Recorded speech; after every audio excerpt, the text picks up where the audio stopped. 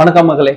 இன்னைக்கு ஆல்ரெடி ஜட்ஜ்மெண்ட்டை பத்தி நிறைய செய்திகள் நம்ம பார்த்திருப்போம். ஜட்ஜ்மெண்ட்ஸ்ல இப்படி சொல்லிட்டாங்க அப்படி சொல்லிட்டாங்க செய்திகள்ல வந்த விஷயங்கள்ல நம்ம பார்த்திருப்போம். முக்கியமா செய்திகள்ல வர்றது மட்டும்தான் உண்மை அப்படின்னு நினைச்சுக்கிட்டு இருந்த வெகுஜன மக்களுக்கு ஒரு விழிப்புணர்வு ஏற்படுத்திய செய்திகள்ல வர்றதெல்லாம் உண்மை இல்லை. நீங்க எங்கெல்லாம் உண்மையை தேடி தேடி தேடி கண்டுபிடிக்கணுமோ அங்கெல்லாம் தேடி தேடி படிக்கிறது தான் உண்மை.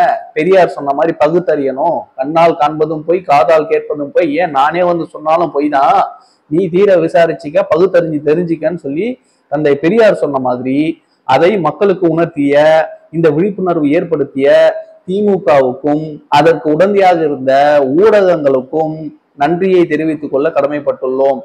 வழக்கமா யங்ஸ்டர்ஸ் அப்படின்னா ஏதாவது என்டர்டைன்மெண்ட்ல இல்ல ஏதாவது ஒரு போதையில ஏதாவது ஒரு அடிமத்தனத்துல மூழ்கி போயிருப்பாங்க. மொபைல்லயே மூழ்கிட்டாங்கப்பா. இந்த ஜென்ரேஷன் வேஸ்ட்பா, எதுலையுமே பொறுப்பு இல்லாம இருக்காங்க, அரசியல்ல ஒரு புரிதல் இல்லாம இருக்காங்க. இப்படி எல்லாம் பேசிக்கிட்டு இருந்த ஒரு ஜெனரேஷனையே இன்னைக்கு அரசியல் வயப்படுத்தி கோர்ட்டுனா என்ன, ஒரு பெட்டிஷன் போடுறதுனா என்ன, ரிட்டுனா என்ன, பில்லுனா என்ன, ரெஸ்பாண்டன்ட்னா யாரு, பிரேயர்னா என்ன, ஒரு வழக்கு எப்படி நடக்கும், ஹைகோர்ட்னா என்ன, சுப்ரீம் கோர்ட்னா என்ன, எந்த இடத்துல மேல்முறையீடு பண்ணணும், எந்த இடத்துல லா பாயிண்ட்ஸ் பேசணும், எது நமக்கு கொடுத்திருக்கக்கூடிய சட்ட உரிமை, இதை எல்லாத்தையும் தேடி தேடி தேடி இன்னைக்கு அலசி ஆராய கூடிய ஒரு இளம் தலைமுறையை இந்த அளவுக்கு மாற்றி இருக்கக்கூடிய ஒரு சக்தியாக, அரசியல் சக்தியாக தமிழக வெற்றி கழகம் இன்னைக்கு நீங்க ஒத்துக்கனால அதான் உண்மை. தமிழக வெற்றி கழகம் வந்ததுக்கு அப்புறம் நிறைய பேர் இங்க பாலிடிக்ஸை பார்க்க ஆரம்பிச்சிருக்காங்க. அதற்கு உதாரணம் தான் செய்தி ஊடகங்களுடைய வளர்ச்சி.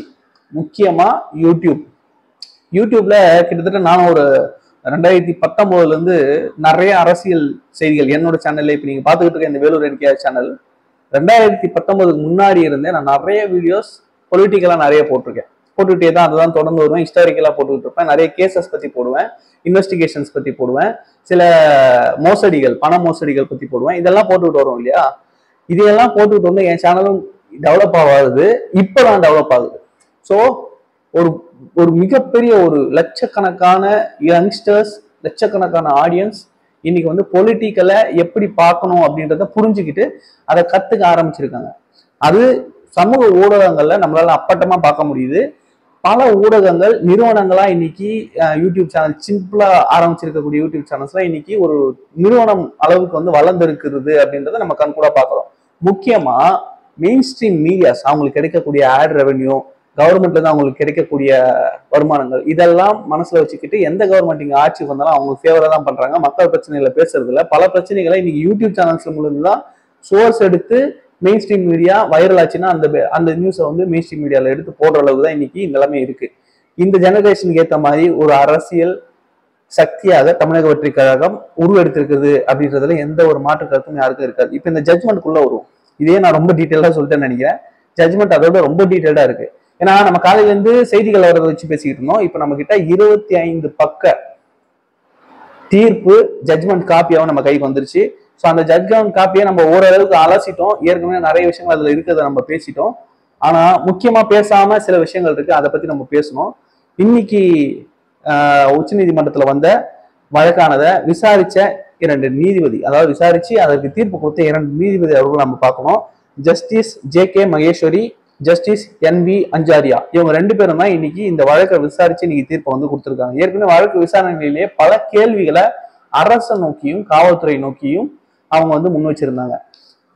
ஏன் சென்னை இந்த மாதிரி சென்னை உயர் நீதிமன்றத்துல இப்படி ஒரு வினோதமான விஷயம் நடக்க காரணம் என்ன, எங்களுக்கு புரியல. ஒரு டிவிஷனல் பெஞ்சு விசாரிச்சுக்கிட்டு இருக்கக்கூடிய ஒரு வழக்கை எப்படி தனி நீதிபதி எடுத்து, அதுவும் அந்த நீதிபதி அந்த வழக்குக்கு பிரேயருக்கு, அதாவது பிரேயர் அப்படின்றது ஒன்றும் இல்லை, நம்ம பொருள்னு சொல்லுவோம் இல்லையா? இப்போ நம்ம ஒரு லெட்டர் எழுதணும்னா விடுனர் பெற்றுனர் பொருள்னு இருக்குல்ல, அந்த மாதிரி அந்த பொருள், அந்த பெட்டிஷன் போடக்கூடியவர் என்ன வேண்டி இந்த பெட்டிஷன் போடுறாருன்றது தான் பிரேயரு. எனக்கு என்ன காரணத்துக்காக இந்த வழக்கு நான் போடுறேன் அப்படின்றது தான் பிரேயர்னு சொல்லுவாங்க. அந்த பிரேயர்ல ஸ்டாண்டர்ட் ஆப்ரேட்டிங் ப்ரொசீஜர், இந்த மாதிரி அரசியல் கட்சிகள் நடத்தக்கூடிய ரேலிக்கு கிரியேட் பண்ணி அது கொடுக்கணும். அது வரைக்கும் எந்த கட்சிக்கும் நீங்க அனுமதி கொடுக்க கூடாது அப்படின்னு ஒரு ஸ்டே வாங்குறதுக்காக ஒரு பெட்டிஷன் போட்டிருக்காரு. அந்த பெட்டிஷன்ல ஒரு பொதுநல வழக்கா போட்டதை எப்படி கிரிமினல் வழக்கா விசாரிச்சு அதற்கு சம்மந்தமே இல்லாம அரசியல் கட்சியை ஒரு அரசியல் குறிப்பிட்ட அரசியல் கட்சியை விமர்சனம் பண்ணி, அந்த அரசியல் தலைவரை விமர்சனம் பண்ணி, ஏன் சம்மந்தம் இல்லாம இந்த ஜட்மெண்ட்டை வந்து ரிலீஸ் பண்ணிருக்காங்க தெரியல. ஏன்னா பல நீதிபதிகள் கருத்து சொல்லுவாங்க, ஜட்மெண்ட்ல அதை எழுத மாட்டாங்க. இதுதான் வந்து பல விஷயங்கள் நம்ம பார்த்திருக்கோம். செந்தில் பாலாஜி விஷயத்திலேயே வந்து ஜட்மெண்ட்ல இருக்காது, ஆனா பல கருத்துக்களை முதலமைச்சரை நோக்கியும் இந்த அரசு நோக்கியும் நீதிபதியை வச்சிருக்காங்க. அது ஜட்மெண்ட்ல வராது. உங்களுடைய மாண்பை குலைக்க கூடாது, நான் அது ஜட்மெண்ட்ல கொடுக்கல, ஆனா நீங்க தான் இதுக்கப்புறம் உங்களுடைய மாண்பை நீங்க பாதுகாத்துக்கணும் அப்படின்னு சொல்லி சொன்ன விஷயங்கள்லாம் நீங்க அமைச்சரா வச்சிருந்த விஷயத்துக்காக ஜட்மெண்ட்ல ஜட்ஜ் பேசின விஷயங்கள் நம்மளுக்கு தெரியும். அந்த மாதிரி இந்த இடத்துல என்னென்ன விட்டுருக்கு, நம்ம என்னென்ன பார்க்கணும் அப்படின்னா கிட்டத்தட்ட 40 பாயிண்ட்ஸ் வந்து கொடுத்துருக்காங்க. இந்த பெட்டிஷன் போட்டதெல்லாம் யார் யாருன்னு பார்க்கணும். ஃபர்ஸ்ட் 5 பெட்டிஷன் வந்து ஃபைல் ஆயிருக்கு. ஃபர்ஸ்ட் பெட்டிஷன் முக்கியமான பெட்டிஷன், ஒரு மேல்முறையீடு, தமிழக வெற்றி கழகம் வெர்சஸ் PH தினேஷ். PH தினேஷ்ன்றவர் சென்னையில கடந்த செப்டம்பர் 30ஆம் தேதி ஒரு வழக்கு பதிவு பண்றாரு, ஒரு பொதுநல வழக்கு. அது வந்து ரொம்ப சர்ச்சைக்குரிய வழக்கா மாறிச்சு. அதுதான் நம்ம பேசியிருக்கோம். அந்த வழக்கை சேலஞ்ச் பண்ணி தான் இப்போ தமிழக வெற்றி கழகத்தின் சார்பாக ஆதவ அர்ஜுனா அவர்கள் தொடுக்கப்பட்ட வழக்கு. அதற்கு பிறகு பன்னீர்செல்வம், பிச்சைமுத்து அப்படின்றவர் the union of India and ORS அவங்கள வந்து சேலஞ்ச் பண்ணி ஒரு பெட்டிஷன் போட்டிருக்காரு, ரெட் பெட்டிஷன், சாரி அது வந்து special leave petition. And then இன்னொரு ரிட் வந்திருக்கு. ரிட் என்ன அப்படின்னு பாத்தீங்கன்னா பிரபாகரன் அப்படின்றவர் தமிழ்நாடு கவர்மெண்ட் எதிர்த்து போட்டிருக்காரு. அப்புறம் செல்வராஜ் என்றவர் தமிழ்நாடு கவர்மெண்ட் எதிர்த்து போட்டிருக்காரு.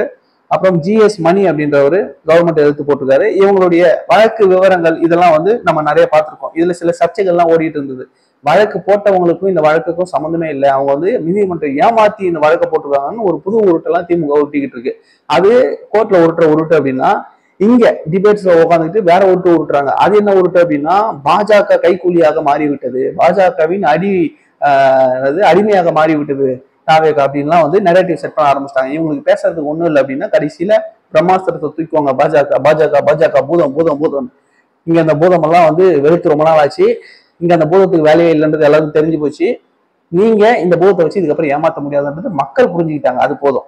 இப்ப அதுக்குள்ள நம்ம போக வேண்டாம். அடுத்த ஃபர்ஸ்ட் பாயிண்ட் ஆர்டர்ல என்ன சொல்றாங்கன்னா, இந்த present set of matters special leave petition diary number 58048 of 2025 has been filed against the court of order of the learned single judge of the Madras High Court. இந்த விஷயம் மெட்ராஸ் ஹைகோர்ட், அதாவது single judge Madras high court வந்து 3/10/2025 அன்னைக்கு ஒரு இது வந்து pass பண்றாங்க judgement. அதை எதிர்த்து அந்த வழக்கை எதிர்த்து போடப்பட்ட ஒரு வழக்கு அப்படின்றத சொல்றாங்க. ஸ்பெஷல் லீவ் பெட்டிஷன் டைரி, அதுக்கப்புறம் 2வது பெட்டிஷன் என்ன, 3வது பெட்டிஷன் என்ன அப்படின்னு சொல்லிட்டு 5 பெட்டிஷனுக்கும் டீட்டெயில்ஸ் கொடுக்குறாங்க.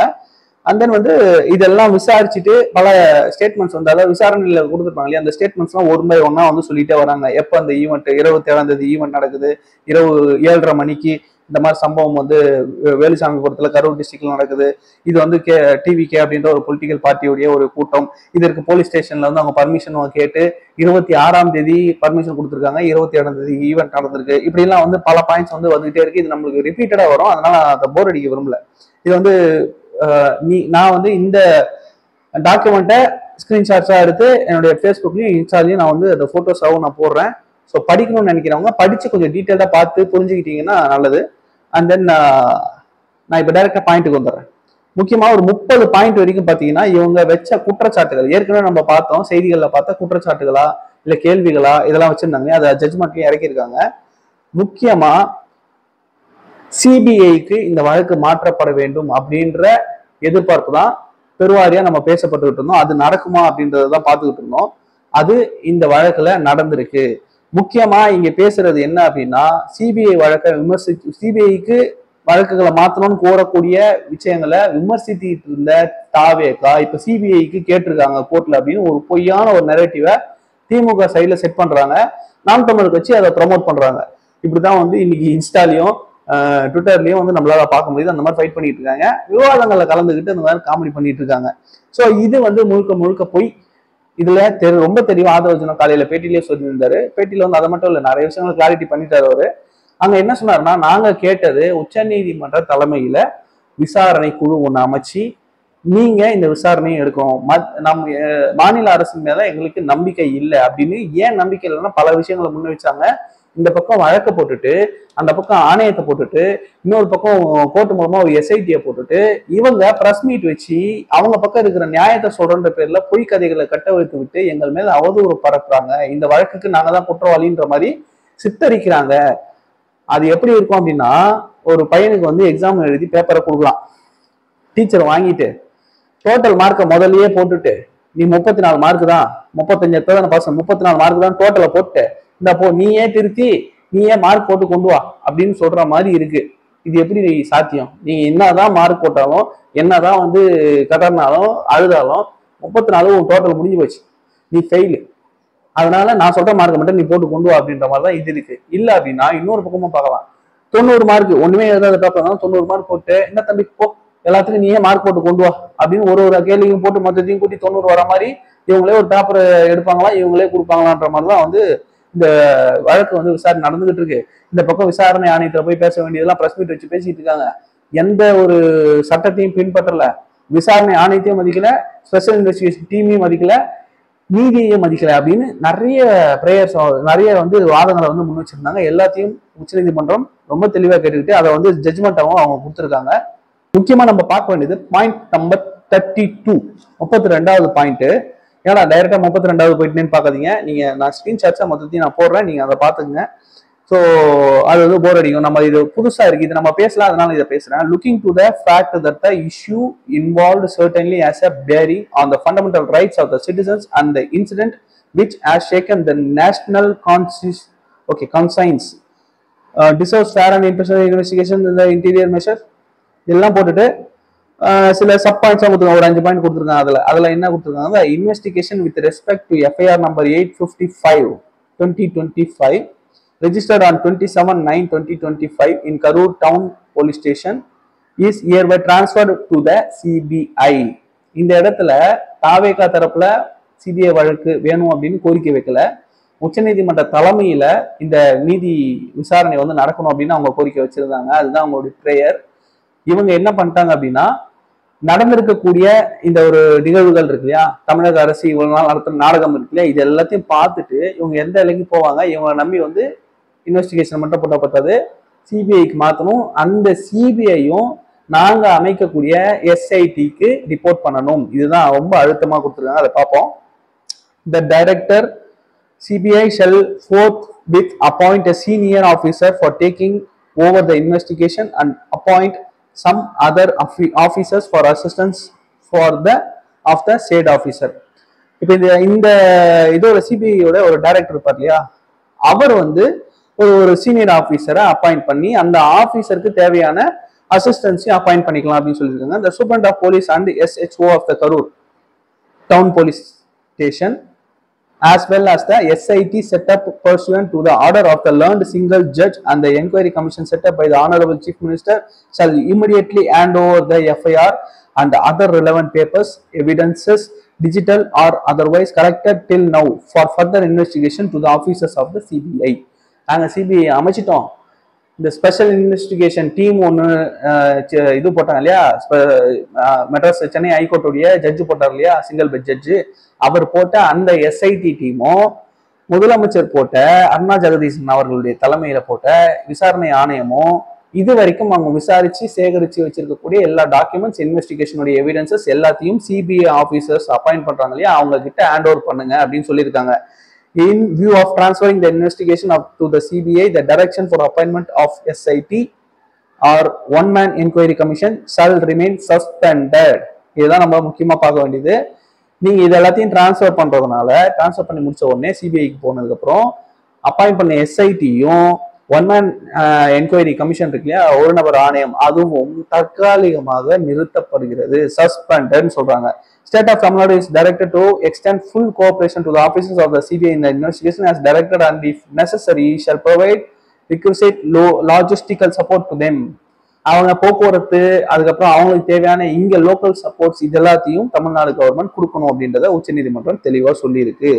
இந்த பாயிண்ட் ரொம்ப முக்கியமான பாயிண்ட் அப்படின்னு பார்க்கப்படுது. அண்ட் தென் சீஃப் ஜஸ்டிஸ் முன்னாள் ரிட்டையர்டு ஜஸ்டிஸ் அஜய் ரஸ்தோகி அவர் தலைமையில ஒரு கமிட்டி அமைச்சிருக்காங்க. அந்த கமிட்டி இந்த விசாரணையை மேற்பார்வையிடும். மாதம் இல்லைன்னா இவங்க கேட்கும் போதெல்லாம் விசாரணையினுடைய நிலை அறிக்கையை இவங்க சமர்ப்பிக்கணும்.